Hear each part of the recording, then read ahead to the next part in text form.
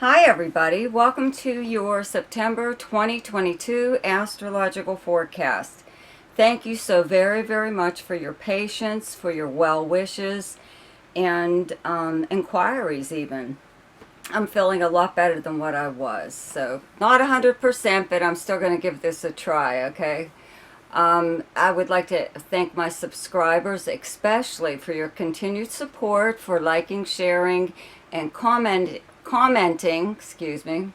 on my videos. And I would like to, anyone that's new to my channel, if you like this video, please subscribe and click on the notification bell. You'll be notified each time I upload something. Also, check out my weekly forecast, which I will be getting back to shortly, okay? But anyway, I gotta remind you guys that Mercury is retrograde this month from the 9th to October 2nd. It will actually fall back into Virgo for a little while in retrograde, okay? Right now it's in Libra. So these Libra people, let's see. Yeah, on the 9th it happens, in the afternoon, okay? So, anyways, I also want to tell you about a new report that I'm offering simply because people have been like creating it more or less themselves. People send me emails or to ask me a question, right, about whether I do this or that or whatever. So they've been ordering this through that Ask Me a Question link below there. But they've kind of created the report themselves, and it's a monthly report on love and luck, like your luckiest days for for money and for love, okay? And it's $25. If you were interested in something like that, you can order it through the, like I said, the Ask Me a Question. You just send me an email anyways, and you would have to send me all the information that's listed with that Ask Me a Question, which is all your birth info and whatever. So I'll be adding it to my list of services, but for now I just thought I'd let you know that because it seems to be very popular, and I haven't even mentioned it until now, okay?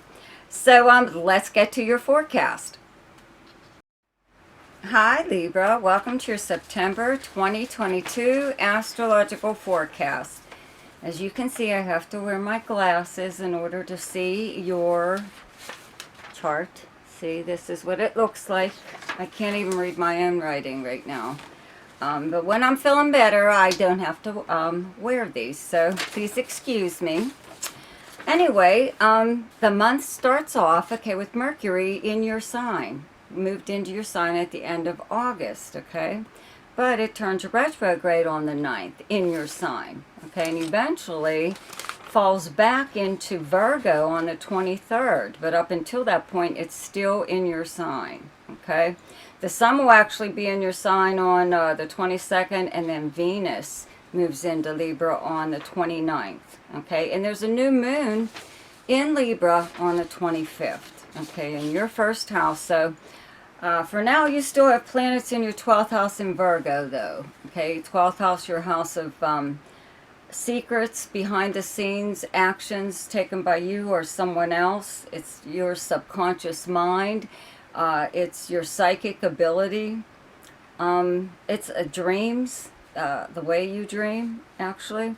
Many things. It's the house of charity and of institutions. It's like the house of confinement in a way, okay? That's why there's the notoriety about the 12th house being the house of self-undoing, because you can drive yourself crazy. So this is the house of institutions like prison, an actual prison, or a nursing home, or someone who's confined to their home, or confined in some way or other, okay? So anyway, there could be things that you are doing right now with the sun in Virgo in your 12th house, and Venus actually here from the 5th up until the 29th, when Venus moves into your first house. But for now, it's in your 12th house, which means you could be possibly, you know, sometimes it brings about a secret admirer or secret romance, or just something that possibly you're doing behind the scenes that's artistic, you know, that you're working on some kind of project that's it's like Venus related. It has to do with art or beauty or luxury or something. Something that's like Venus, like I said, related.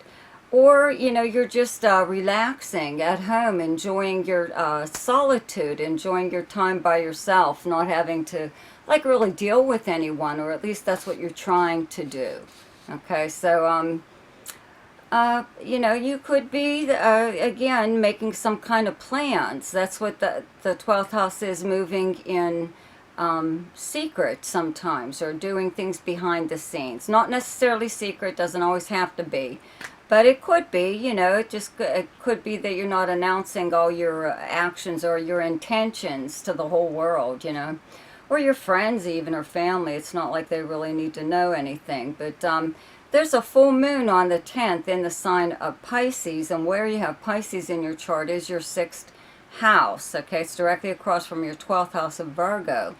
The 6th house, though, is like the house of employment, the kind of work that you do, the very workplace, building or whatever, where you work. It's your co-workers, it's your schedule.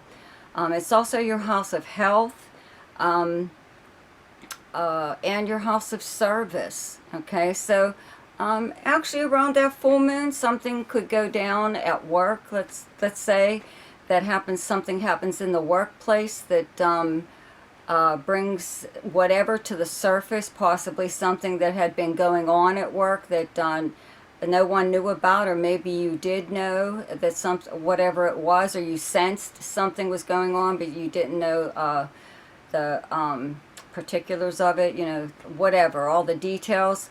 So all of that could come out now, you know, something that has possibly been going on at work, okay, behind everyone's back. And then there's also something, though, that could have been going on within your life that is coming out now. This being the 6th house, the house of service, meaning what I look at it as a 50-50 thing, where someone needs your help, okay? So they ask you for your help, and they act like it's like a favor or something. And in turn, they'll do something for you. So it's a 50-50 thing. It's a setup where you both benefit from, okay? Because they make you want to do this thing for them, right? So what's in it for you? So there, you could have had some kind of arrangement like that this whole time. But having Neptune in your 6th house, the Neptune is a planet of illusion and all kinds of fun stuff, you know? So you could, like, discover now that whomever it was that you were helping really didn't need your help, or they lied about the circumstances of why they needed your help, how they ended up where they did, you know what I mean, and in need of your help. Something like that, okay? And as far as your health goes, you know, I'm sure that, you know, I've always said, you know, having Neptune transiting here makes it hard to diagnose something for you. Like doctors are like baffled sometimes as to what your ailment is. And usually it's an allergy, allergic to something, even prescribed medications, you know, stuff like that, or something really common or simple that no one would ever expect, you know. So I just thought I'd point that out. But you could have like an aha moment at this time when it comes to your health. It finally clears stuff up. So when the sun moves into your 1st house, okay, on the 22nd, and Mercury is already here, so you're pretty animated and lively as far as conversations go, okay? In fact, when Mercury turns retrograde, you may like retrace your steps in regards to a conversation or a few conversations, trying to remember possibly what someone said to you, their exact words, any kind of news that you got that was like kind of choppy, you don't have all the details. things like that, because Mercury's retrograde in your sign, in your first house. So you have to be really, really careful and explicit in anything that you say, you know, because anyone you're talking to, they're going to like nod their head like, yeah, they understand you, and they know what you mean and all this other stuff, and half the time they really don't, you know. So you know, they may think that you feel they're really stupid because you're explaining things to as if they were like a 3-year-old child or something, but it's a really good idea to do just that with something that's very important, you know, something that you're leaving into someone else's hands to take care of is very, very important that you really lay everything out. Any kind of directions or instructions really should be written even. Okay, and even that you should like look over again. You know, all your communications may be a little bit, you know, jumbled for a while. That's all. But you know, when your ruling planet Venus moves into your sign on the 29th, I mean, it's at home in your sign, right? So it does well there. In fact, you'll be like, well, when the sun moves there, you'll be all lit up to begin with. So you're going to be the center of attention, obviously. So happy birthday to those of you born at the end of September.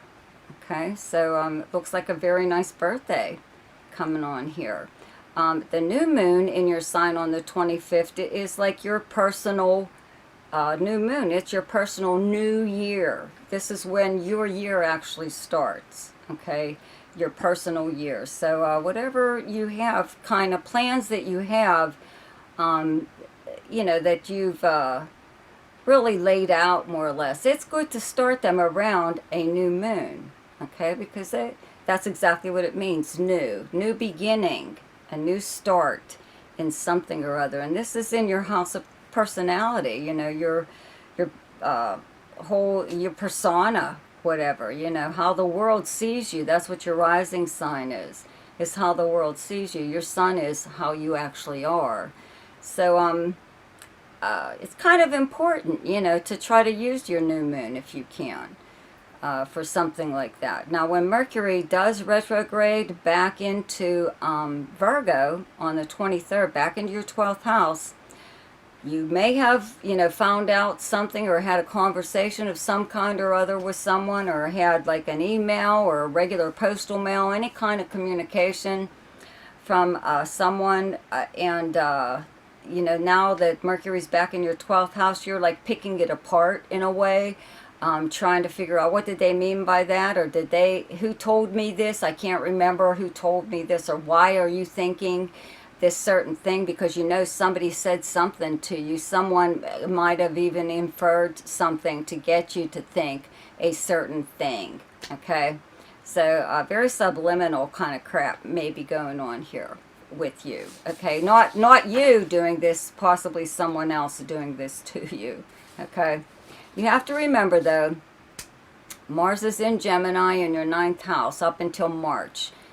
Gemini is the sign that you have on the 9th house cusp, okay? And Mars is there all that time. So, 9th house is many things. It's a big travel and communication house, usually long distance. It is foreign anything, people who are from another country or actually live in another country. People from a different culture or background than yours. It's higher education, it's university. It's any kind of education, anything that you could possibly learn at this time, even if you do it on your own, even if it's by watching YouTube videos, okay? It'll be worthwhile. But this is the house of adventure, okay? With Mars here, Mars is a physical planet that likes to move around and do stuff, get stuff done, okay? So you could actually adopt the ways of a different culture right now. It could be their philosophy or even religious beliefs, but it could also be their way of life that brings about some kind of nirvana or whatever into your life, you know, some kind of calm or peace possibly that you're looking for. And you have to remember that Gemini's an air sign, so this Mars trines whatever planets you have in Libra. So they're energizing you. It keeps helping to energize you. Okay? So the best time to do something each month is when the moon is in your own sign, and the moon is in Libra on the 25th, 26th, and 27th. The best time to lay low is when the moon is in your opposite sign, and your opposite sign is Aries, and those dates are the 11th, 12th, and 13th. The best time for romance, recreation, creativity, fun, any kind of gambling or speculation, and anything to do with children is the 7th, 8th, 20th, 21st, and 22nd. The best time for money is the 1st, 2nd, 13th, 14th, 15th, 27th, 28th, and 29th. The best time for your career is the 18th, 19th, and 20th.